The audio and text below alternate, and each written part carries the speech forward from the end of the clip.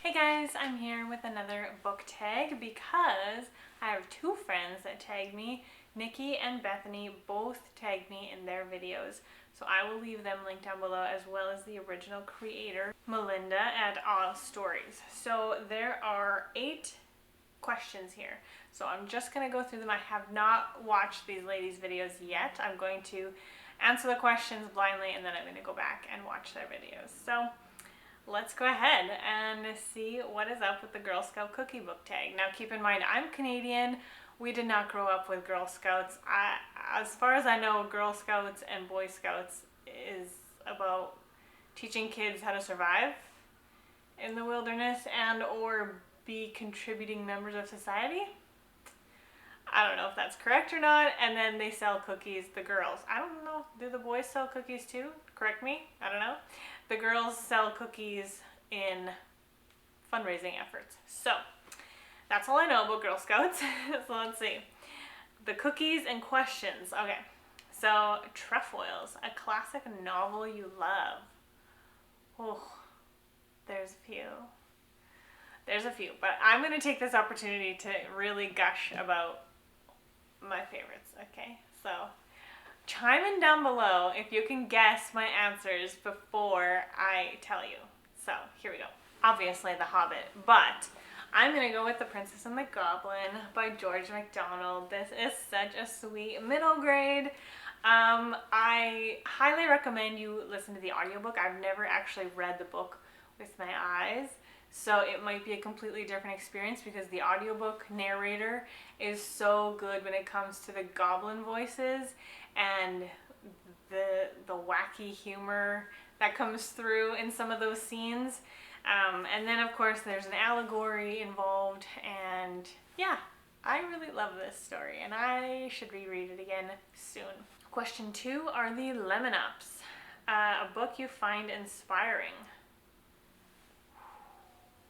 Okay, I looked up the definition of inspiring, and it is having the effect of inspiring someone, giving someone positive or creative feelings. Positive or creative feelings. I just realized I have my hinds feet on high places backwards. That's better. Anyway, positive or creative feelings. Okay, so I'm gonna go with, it's actually downstairs. It's not on my favorite shelf. Maybe this means it should be on my favorite shelf. But I'm gonna go with Crazy Love by Frances Chan in terms of like positive feelings, because while I feel like most Christian nonfiction are more of like growing yourself. And growing isn't always a pleasant experience. It can be, but it's sometimes it's difficult, like, you know, growing pains, right? So I feel like a lot of Christian nonfiction are convicting, which is great. That's what, like, that's healthy, that's good. So I don't really know if it falls into positive feelings, but Crazy Love is Frances Chan's way of exploring this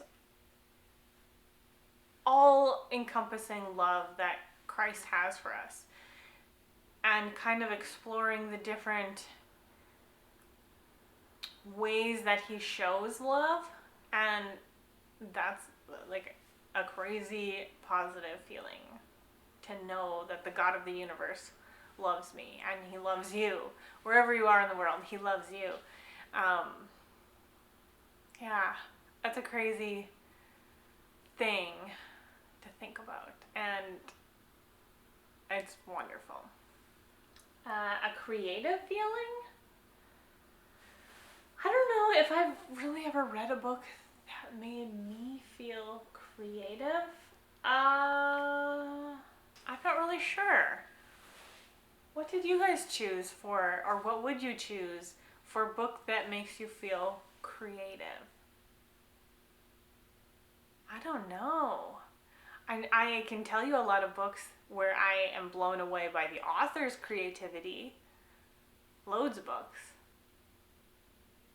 I mean, I'm thinking of Morgan L. Bussey's Mark of the Raven. I feel like that is such a creative concept, and the way that she played out the story is like super well done. And I always marvel at Tolkien's imagination. It's just totally God-given and like unreal. Just the scope of his imagination is so cool. But I don't know if a book has ever inspired me to feel creative. I don't know. Question 3, S'mores, a comforting book. For that one, I have to go with The Hobbit. Listen to this. In a hole in the ground, there lived a hobbit. Just, oh, right there. I'm transported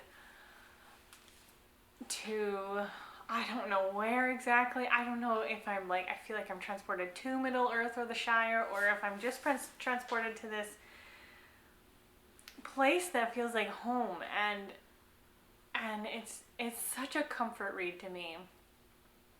The Hobbit, you guys. The next question is for Adventurefuls, an adventurous book. Oh, loads. I mean, have I mentioned The Hobbit? The Hobbit could be like the answer to almost every question. Well, every question so far. Okay. Well, I guess, I mean, legit, The Hobbit could be the answer to a book that makes me feel creative, because I have been building my Hobbit cosplay. And where did I get that inspiration to like build an outfit, build a character for a Renaissance fair? From this book. Okay, there we go. But anyway, back to an adventurous book. That's not The Hobbit, okay? Okay, I'm actually gonna pick one that I don't own, because I don't own it yet, and I only recently read it. And that's gonna be The 13.5 Lives of Captain Blue Bear. The sheer adventures that this bear goes on in his 13.5 lives is mind-blowing. This is a nonsense book. It's like 700 pages long.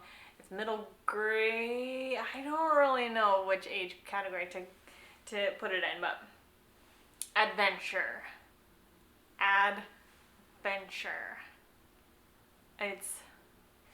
He lives on the sea. He lives inside a tornado. He lives outside of time. He lives, oh goodness, there's so many like adventures he has. It's so great. So I'm gonna go with that one. The next cookie is Samoas. A book that blends 2 or more genres. Oh, loads. There's loads of books that could blend 2 or more genres. This one is contemporary romance suspense. Okay, well, since I landed on that one, we're gonna go with it. So yeah, this is a contemporary story of human trafficking, and a guy ends up saving a girl from her buyers, and he has to keep her safe. They have a romance, but it is more realistic in the setting that they're in. Sometimes I feel like authors sometimes don't take into account the situation in which they want their main characters to be falling in love. Like, hello, I don't think that would happen in this situation. But it happens a little bit more organically and realistically in this story, I feel like. I mean, I've never been in either position, so I can't say firsthand, but yes, so there is that. And then the suspense aspect of the human trafficking trade, and that her buyers and sellers are now looking for her and wondering where she took off to and who aided her escape, and you know, there's all that as well. So I'm gonna go with this one. The next cookie is Do-si-dos. Either a book you love that everyone seems to hate, or a book you hate that everyone seems to love. I take it do-si-dos are controversial on the cookie spectrum. Well, a book that I mean, hate is strong. I don't hate this book, but a book that I don't like that everyone seems to love is The Blue Castle. That's the first one that always comes to mind, as well as some Brandon Sanderson. Yeah, there's a whole can of worms there. But a book that I love that everyone seems to hate. Everyone is a bit general, right? But I'm gonna go with Lost in Darkness by Michelle Greep. This was a book club read, and I feel like I was one of the few ladies who actually enjoyed this story, and then the ones who didn't enjoy it very much hated it. So I think Lost in Darkness is a good fit for that question. The next cookie is Thin Mints. That's the cookie that I hear about the most. Is Thin Mints like the most popular cookie? One of your all-time favorite books. Okay, I'm gonna go with it's a favorite. One of my all-time favorite books. Okay, well, I've already mentioned a few. I was gonna keep it to fiction, but I'm actually gonna talk about Unoffendable by Brant Hansen. If you guys know me, when I first got back into reading, this was probably one of the first Christian nonfictions that I read in many years. And I absolutely love Unoffendable. I've read it a couple of times. I need to reread it again. It is amazing. Brant Hansen is on that spectrum. He has Asperger's. I don't know if he has anything else. But he and his co-host Sherry have a podcast called the Brant and Sherry Oddcast. I highly recommend that podcast. They used to be radio DJs. I don't know if they still are. And he has written a number of books. I think she's written one book that I haven't read yet. But he's written a number, and this is, I think, his first one. And I love it. I love it. I love it. Read it. The last question is Tagalongs. Is that actually a cookie? Tag some fellow booktubers. Wow, that's pretty perfect. Okay, so I know this tag is going around right now, so I might double up on some tags here. I'm going to tag Stacy, Chrissy, Alicia, and Reese. So I'm going to tag you guys. You guys go ahead and do the tag. Let me know that you did it so I can watch it. And yeah, this was fun. Thank you so much for tagging me, ladies. Both Nikki and Bethany tagged me. That was so sweet. This was fun to gush about some books. I love when the questions urge you to talk about your favorites, which I love. I love. So that's fun. Thanks so much for watching. I hope you have a lovely day, and I'll see you in whatever comes next. Bye!